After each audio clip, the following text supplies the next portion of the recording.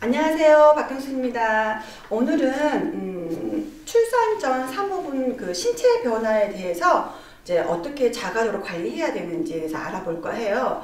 네, 가장 궁금해하시는 내용이 이제 우리 사실은 가슴이죠.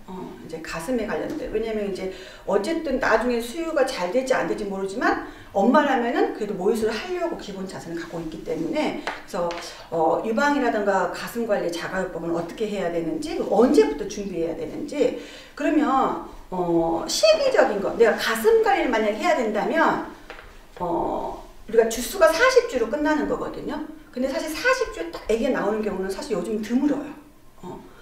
아기가 조금 크다는 이유로 빨리 나오기도 하고 또 엄마의 신체 조건 아니면 또 이제 어머님의 건강, 아기의 건강 상태에 따라서 미리 나오는 경우도 있고 조산하는 경우도 많이 있기 때문에 그래서 최소한의 우리가 가슴 관리라든가 산전 마사지를 받게 된다면 언제부터 받아야 되는지 사실 이걸 잘 모르신 분들이 초반부터 아기 낳기 전에 돈을 많이 쓰고 다니시더라고요. 뭐 때문에? 산전 마사지를 다니시니까.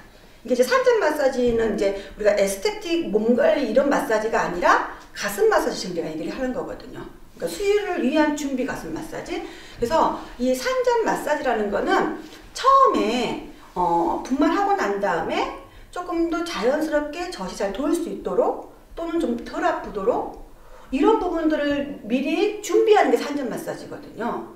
그렇다면은 우리가 젖이 나온다는 거는 유즙이 분비한다는 거잖아요. 그럼 결국 자궁을 수축을 일으키는 마사지라고 생각하시면 돼요. 자궁 수축이라는 건 뭐냐면 안에서 아기를 밀어내는 자극을 말하는 거예요. 그러면 아기가 너무 어리다거나 주수가 되지 않으면 받으면 도움이 될까 안 될까요? 도움이 안 되겠죠. 그러니까 무조건 좋은 게 아니란 말이에요. 그러니까 내 상황에 맞게 그 관리가 들어가줘야 되는 거예요. 예를 들면 뭐 첫째 어머님들 같은 경우는 내가 조산을 했어. 근데 둘째 임신을 했어. 그래서 첫째 때 수유를 잘 못했기 때문에 둘째 때는 완벽하게 가슴 관리를 다 잘해가지고 모유수를 잘할 마음으로 산전 마사지를 받을 거야. 그렇지만 이 어머님의 첫 번째 경험이 있었죠. 어떤 경험이? 조산한 경험이. 그러면 두 번째도 조산할 확률이 높죠. 그러면 최소한 조산을 않도록 해야 되겠죠. 그럼 산전 마사지를 받아야 될까 안 받아야 될까요? 안 받는 게 좋아요. 왜? 지금 젖이 문제가 아니에요. 수유가 문제가 아니라 아기가 건강하게 주스를 잘 채우고 나오는 게 더 중요하거든요. 우선순위가 그거예요. 그렇기 때문에 이분은 차라리 안 받는 게 좋아요. 그리고 또 두 번째, 초산모예요. 초산모인데 어머님이 앞으로 수유를 열심히 하고 싶어 해요. 그래서 처음부터 내가 잘 모르니까 열심히 관리해가지고 잘해야지 하는 마음으로 미리 이걸 받으려고 해요. 그러면은 먼저 엄마가 이 받기 전에 어머님이 기본적으로 알아야 될 게 뭐냐면 우리 아기가 정상적인 주수에 비해서 몸무게가 잘 크고 있느냐를 봐야 되겠죠. 그쵸? 그리고 현재 내 주수가 아기가 나와도 되는 주수인지를 봐야 되는 거예요. 만약에 25주부터 관리를 받고 시작했어요. 25주 때 혹시라도 잘못해가지고 자궁에 수축이 일어나서 애가 나온다고 생각을 해보세요. 그렇기 때문에 최소한의 우리가 폐라던가 심장이라던가 아기의 그런 신체적인 조건이 형성되는 게 우리가 35주가 되어야 되거든요.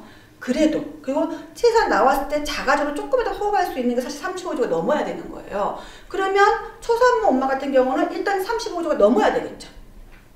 마사지를 받게 된다면 그리고 35주 넘었다 하더라도 우리 아기가 몸무게가 너무 작으면 이왕이면 배에서 조금 더 커가지고 나오는 게 낫겠죠. 그래서 가급적이면 주수를 채워서 나오는 게 더 도움이 된다는 거. 그래서 이런 기본적인 상황을 고려해서 산전 마사지를 받으셔야 되고 만약에 받아야 된다면은 여러 번 받을 필요가 없어요. 한 번만 체크하시면 되는 거예요.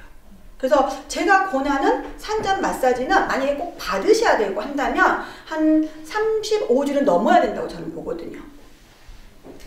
그리고 거꾸로 이런 경우도 또 있죠. 엄마가 너무 건강해. 그리고 애가 몸무게가 너무 커 뱃속에서. 그리고 주수도 이제 얼마 안 남았어. 이제 37주, 38주 이렇게 됐어. 그래서 왠지 아기가 밑으로 내려간 느낌도 안 들고 진도가 안 나가는 느낌이 들어요. 근데 아기는 막 커가는 거예요. 우리 막달 때 애들 잘 크거든요. 이랬을 때 이분은 도움이 될까요 안 될까요? 도움이 되겠죠. 왜? 빨리 나와야 되는 아이들 같은 경우는 차라리 산전 마사지가 도움이 돼요. 이런 분들은 돈 있으면 2번도 받고 3번도 받고 하시면 되는 거예요. 그래서 친구가 3번 받았으니까 내가 3번 받고 이게 아니라 개인적인 그런 주스 상황 이런 걸 다 고려해가지고 본인이 1번 받을 건지 2번 받을 선택하시면 돼요. 그래서 거기에 맞게 나는 이것도 저것도 마사지를 받을 수 없는 상황이다. 그러면 자가적으로 하는 걸 하시면 되겠죠. 그러면 산전 마사지 전문가 도움을 받으면 이왕이면 좋겠지만 전문가 도움을 못 받는 사람도 많기 때문에 그래서 이 교육을 하는 거잖아요. 제가 지금. 그래서 자가적으로 가슴 관리를 어떻게 해야 되는지 출산 전에 그래서 이거를 조금 자세히 설명해 드릴 거예요. 자, 임신과 동시에 바로 가슴이 커지는 게 아니라 한 5개월 정도부터 좀 유선 발달이 좀 강해지면서 커지기 시작해요. 그래서 미리서부터 임신하자마자 임산부 브레이즈를 살 필요 있을까요? 없을까요? 없겠죠. 왜? 변화를 보고 사시는 게 좋아요. 우리 한국 사람들이 너무 빨라 성격이. 그래가지고 애기 낳지도 않았는데 막 출산증이 다 해놔. 가지고 결국에는 한 몇 개 쓰지도 않고 다 남 주고 있어요. 출산할 때도 마찬가지예요. 애기 이제 임신 딱 했는데 그때부터 막 임신 뭐 막 큰 거 사갖고 있고 막 그런 거 많잖아요. 성격이 너무 급해가지고 막 젖병도 막 미리 사다 놓고. 이런 모습보다는 지금 내가 현재 상황에서 가장 필요한 게 뭔지 그리고 그때 준비해도 늦지 않고 내가 많이 준비 못하면 남편 시키면 돼요. 뭐가 그렇게 급해서 미리 사다 놓는지 모르겠어요. 그래서 수유 불안화 그 다음에 임산부 불안은 엄연히 다르다는 거예요. 그래서 우리가 임신했을 때 착용하는 브레이저하고 아기가 나왔을 때 수유하기 위한 브레이저하고는 달라요. 그렇기 때문에 그걸 어머님이 미리 생각하고 사이즈를 사셔야 되는 거예요. 왜냐면 임신 전 가슴과 임신 후에 가슴이 커지는 임신용 브레이즈는 당연히 커야 되겠죠. 그쵸? 그리고 마찬가지로 분만한 다음에는 임신 상태의 그런 가슴보다 이제 젖이 돌기 시작하는 가슴이 더 커지게 되어 있거든요. 그러면 또 그때 사이즈에 맞게 수유브라를 사셔야 되는 거예요. 그래서 여러 개 사는 것보다 약간 한두 개 정도만 기본 사놓고 그리고 내 가슴 변화를 보고 나중에 여유 있게 사시는 게 저는 추천해드리고 싶고요. 그래서 일단 가슴이 이렇게 커졌을 때 이제 5개월, 6개월 커졌을 때 물론 무반응이 있는 분도 있지만 걱정하지 않으셔도 돼요. 근데 대부분 커지기 때문에 그래서 이럴 때 커질 때 그냥 가만히 커지는 게 아니라 단단해지면서 커져요. 약간. 그러니까 여성 같은 경우 우리가 그 최고조 배란되는 느낌. 생리 전후로 막 가슴 아프신 분들 있을 거예요. 그게 한 2~3배 정도 통증을 느껴요. 임신 때 가슴 커졌을 때는. 그렇기 때문에 딱딱하기 때문에 기존에 이렇게 부드러웠던 꼭지도 어때요? 딱딱해져요. 그러면 이 딱딱해진 상태를 이제 40주를 견뎌야 되는 거예요. 그러니까는 굉장히 민감해지겠죠. 이게 딱딱해진다는 건 뭐예요? 긴장하는 거죠. 혈관이 순환이 잘 안 되는 거죠. 그죠? 혈액순환이 잘 안 되는 거예요. 그리고 이게 자꾸 딱딱해지니까 엄마가 자꾸 신경이 이쪽으로 쏠리겠죠. 그러니까 예민해지겠죠. 그래서 이런 부분, 이 딱딱한 걸 조금 부드럽게 만들 필요가 있다는 거죠. 그래서 이렇게 좌우 상하로 지그시 한 5초 정도 눌렀다가 뗐다가 눌렀다가 뗐다가 또 반대쪽도 눌렀다가 뗐다가 눌렀다가 이거를 이 정도면 내 꼭지가 조금 부드러운 것 같아. 내가 눌렀을 때 조금 덜 아픈 것 같아. 이런 느낌 정도만 어머님이 간단하게 만져주시면 돼요. 근데 이것도 역시 언제부터 만져야 될까요? 언제부터? 지금 이 자극은 결국에는 수축을 시킨다는 거죠? 수축을 시킨 거예요. 그래서 이것도 미리 하면 안 되고 35주 넘어서 내가 아기가 나와도 된다고 생각했을 때 관리가 들어가야 된다고. 자가요법도.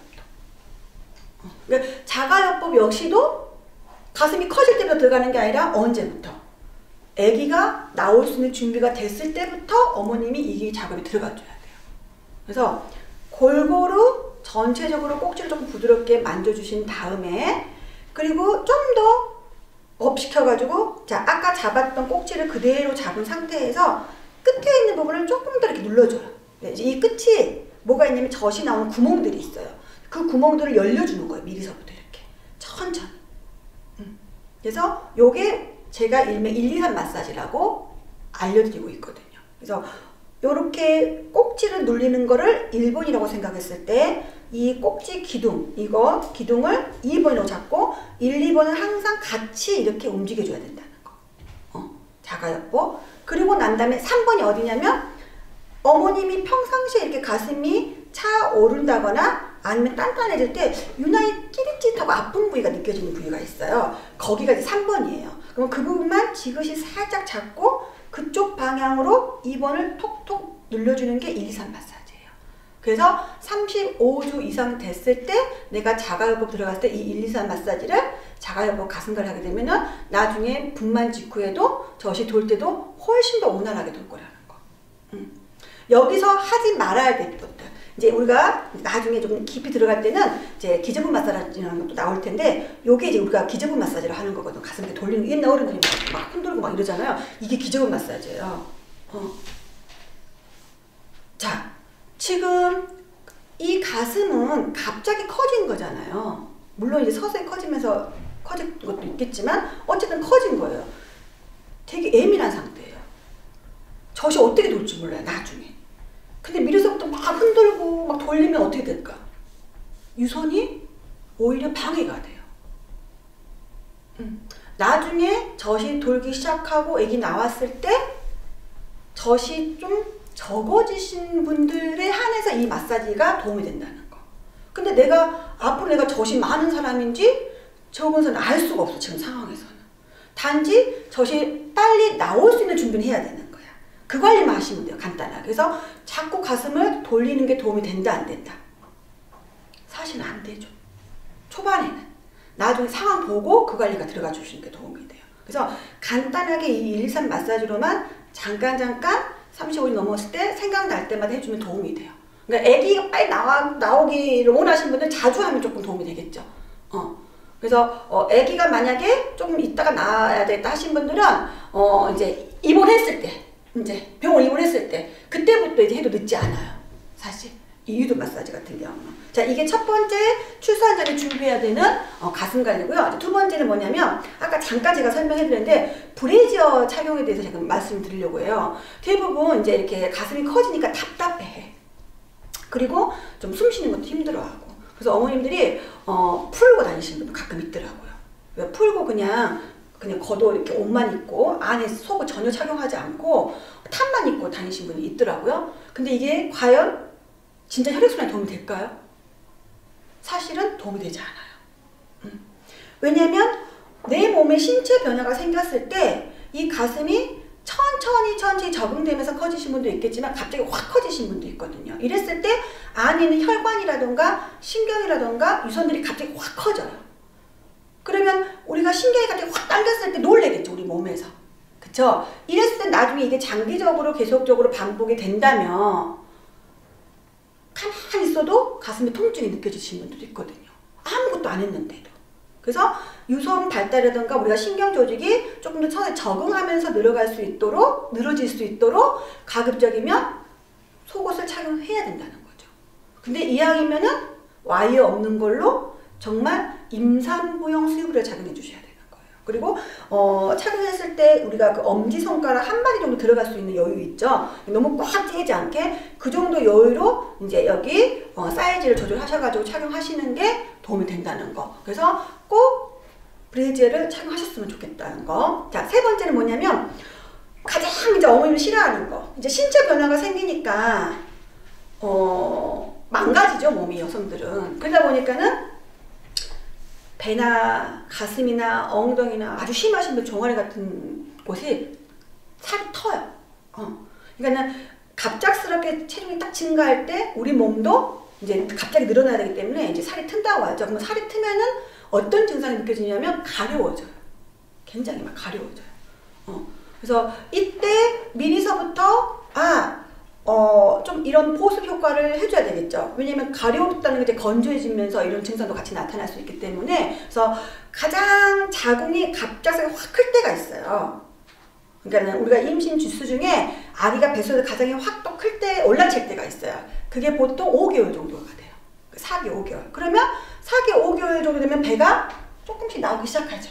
그럼 조금씩 나온다는 거는 어떻게 보면 살이 불어간다는 소리잖아요. 그럼 당연히 살이 틀 수 있는 가능성이 있어요, 없어요?